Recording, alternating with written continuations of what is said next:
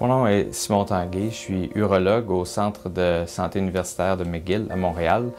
Le traitement du cancer du rein a toujours fait partie intégrante de ma pratique. Depuis tout le début de ma pratique, j'ai été impliqué tant au niveau recherche qu'au niveau des soins des patients avec le cancer du rein.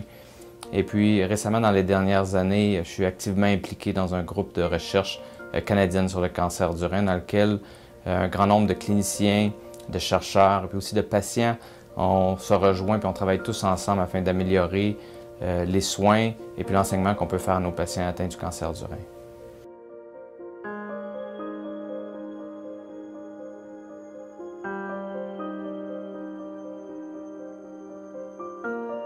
Donc, le cancer du rein, c'est pas un cancer qui est si fréquent, mais c'est quand même un cancer qui se retrouve dans les 10 plus fréquents cancers, tant chez l'homme que chez la femme. C'est un cancer qu'on retrouve plus fréquemment chez l'homme.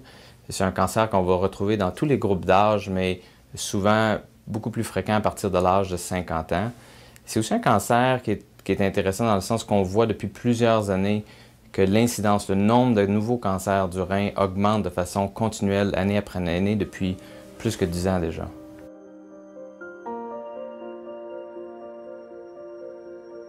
Les causes reliées au cancer du rein ne sont pas clairement identifiées. On sait qu'il y a des facteurs de risque, tels l'obésité, l'utilisation de la cigarette, par exemple, qui peuvent contribuer à développer un cancer du rein de façon plus fréquente.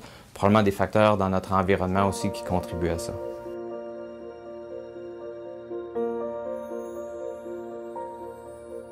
C'est une très bonne question. On sait que avec les techniques radiologiques actuelles, on va détecter toujours de plus en plus tôt les masses rénales. Donc, il n'est pas inhabituel de trouver des masses rénales qui mesurent 1 cm, 1 cm et demi. On sait que même si la grande majorité de ces masses-là vont être cancéreuses, que l'évolution tend à être plutôt lente et pas très agressive tant qu'elles sont très petites. Donc, il y a certains patients, principalement les patients qui sont plus âgés, les patients qui ont des problèmes de santé importants, chez qui une chirurgie ou un traitement serait peut-être pas justifié à cause du risque, qu'on va se permettre d'observer et tout simplement monitoriser l'évolution de ces masses rénales-là. Pour les gens qui ne voudraient pas être traités de façon rapide et précise au départ, on peut parfois effectuer des biopsies de ces masses-là afin de déterminer, s'assurer, est-ce qu'on fait face à un cancer ou est-ce que la masse est une masse qui est bénigne et est-ce que c'est une masse qui est agressive ou pas agressive. Et puis ensuite de ça, établir avec nos patients l'urgence à instituer un traitement chirurgical.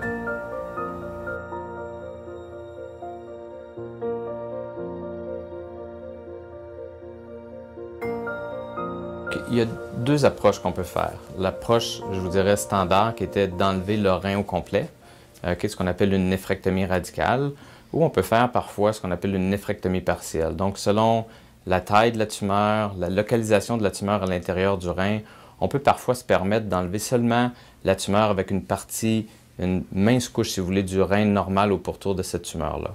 Le bénéfice évident d'une néphrectomie, ce qu'on appelle une néphrectomie partielle, c'est de préserver une plus grande partie de la fonction rénale, de façon à garder les bénéfices du maintien de la fonction rénale chez nos patients.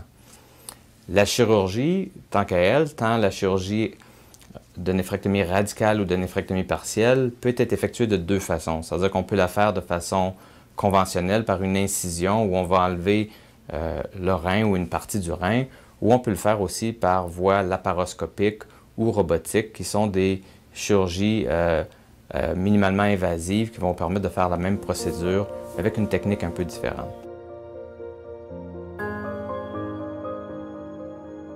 C'est sûr que la chirurgie laparoscopique, c'est bien démontré que nos patients vont avoir une convalescence à l'hôpital qui est plus courte, une récupération de leurs activités qui est plus rapide, donc un retour à leurs activités normales de façon beaucoup plus rapide avec la chirurgie laparoscopique. Il y a un côté esthétique aussi que certains patients vont apprécier avec le type de chirurgie laparoscopique qu'on peut offrir. Au bout de la ligne, par contre, c'est d'avoir la meilleure chirurgie pour le type de tumeur qu'on a, que ce soit fait par chirurgie laparoscopique ou par chirurgie ouverte. L'important, c'est d'avoir la bonne chirurgie faite par l'expertise de votre médecin.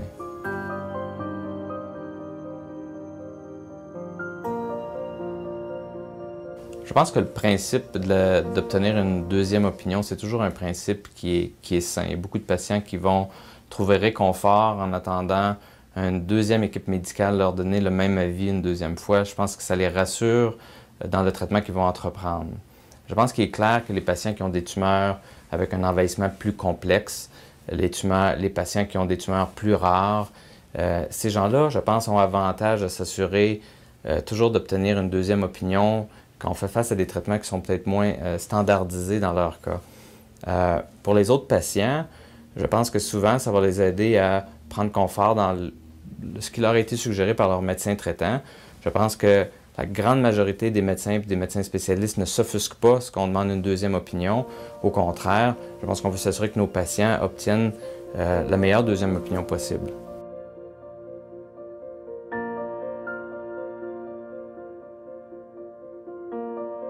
Ils peuvent contacter directement un autre médecin qu'ils connaissent, soit par de la famille, des amis qui ont déjà fait affaire avec un autre spécialiste médical.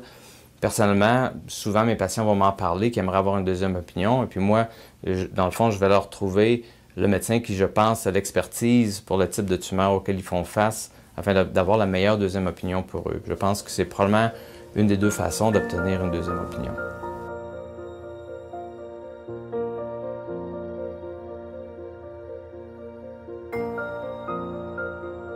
Quand on revoit nos patients suite à leur chirurgie, la rencontre initiale, c'est de toute évidence s'assurer est-ce que les gens récupèrent bien de leur chirurgie, est-ce que tout se passe comme on s'attendrait, qu'il n'y a pas de complications immédiates ou de problèmes qui devraient être réglés dans l'immédiat. C'est aussi la rencontre dans laquelle on va avoir la chance de discuter avec nos patients des trouvailles pathologiques, c'est-à-dire que pour chaque chirurgie qu'on fait, le pathologiste va nous donner l'étendue exacte de ce cancer-là, va nous dire c'était quoi l'étendue du cancer, c'était quel type de cancer, c'était quoi son niveau d'agressivité. Ces informations-là sont cruciales afin de déterminer avec les patients c'est quoi leur risque de récidive à long terme. Est-ce que les chances de guérison sont très élevées, sont moins élevées? Et puis basé sur ça, il y a des guides qui ont déjà été établis au Canada que vous pouvez consulter, qui sont disponibles, qui vont nous permettre de suggérer à chacun de nos patients quelle va être la suite des choses pour les années à venir, quelle va être l'intensité du suivi, quel type de suivi radiologique, quel genre de prise de sang ils vont avoir besoin. Et dans le fond, d'établir un plan pour le suivi à long terme de chaque patient, qui peut être un peu différent d'un patient à l'autre selon le type de tumeur, l'étendue, l'agressivité des cancers qu'on a découverts.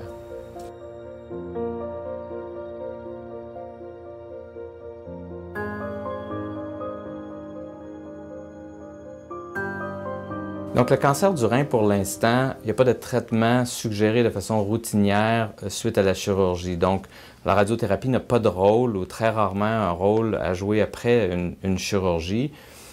Les thérapies qu'on utilise pour nos patients qui ont une maladie qui est déjà répandue à l'extérieur du rein sont présentement en étude pour voir si on pourrait les utiliser dans la prévention de la récidive du cancer.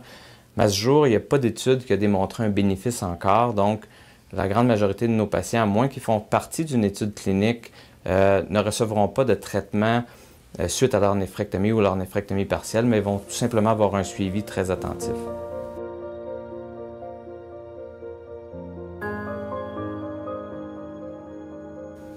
Donc, comme tous les cancers, moi je dis toujours à mes patients qu'il n'y a jamais de promesse de guérison avec les traitements qu'on offre. Par contre, on sait que plus les tumeurs sont détectées de façon précoce, plus nos traitements guérissent la grande majorité de nos patients.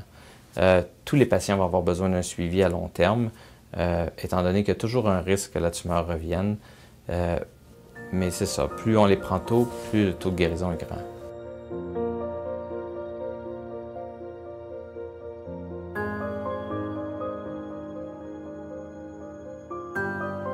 Plus le temps passe, moins les risques de récidive sont là. On sait par contre que le cancer du rein, on peut avoir des récidives plusieurs années après le traitement initial. Donc, il est recommandé d'avoir quand même un suivi à plus long terme que 5 ans chez nos patients.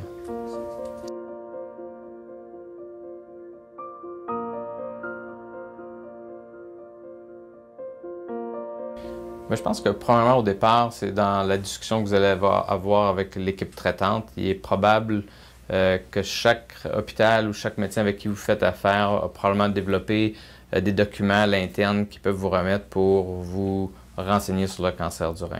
Et ensuite de ça, comme vous le savez, toute une série, une panoplie d'informations qu'on peut retrouver sur le web. Il y a certainement l'Association canadienne du cancer du rein qui a développé une série de documents éducatifs sur leur site web, tant en français qu'en anglais, qui est une source d'information médicale qui est vérifiée, qui, je pense, peut donner beaucoup d'informations aux patients. C'est aussi un site web qui est interactif, dans lequel vous pouvez poser des questions et puis il y a des gens qui vont répondre à vos questions. Donc, je pense que ça, c'est une caractéristique très intéressante. Et puis aussi toute une série de rencontres pour les patients et leurs familles, pour les informer, qui prennent place un peu partout au travers du Canada, que vous pouvez soit accéder par le web. Beaucoup de ces réunions-là étaient aussi enregistrées, pour lesquelles vous pouvez visionner dans un deuxième temps et qui sont disponibles encore une fois sur le site web de l'Association canadienne du cancer du rein.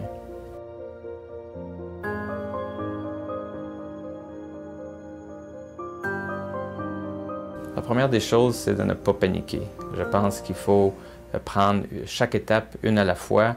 Je pense que c'est important pour chaque patient, premièrement, de bien s'entourer, de venir à leur rendez-vous avec des membres de leur famille, des amis. Ça fait plus de gens pour être sûr qu'on capture bien les informations qui leur sont passées par l'équipe médicale.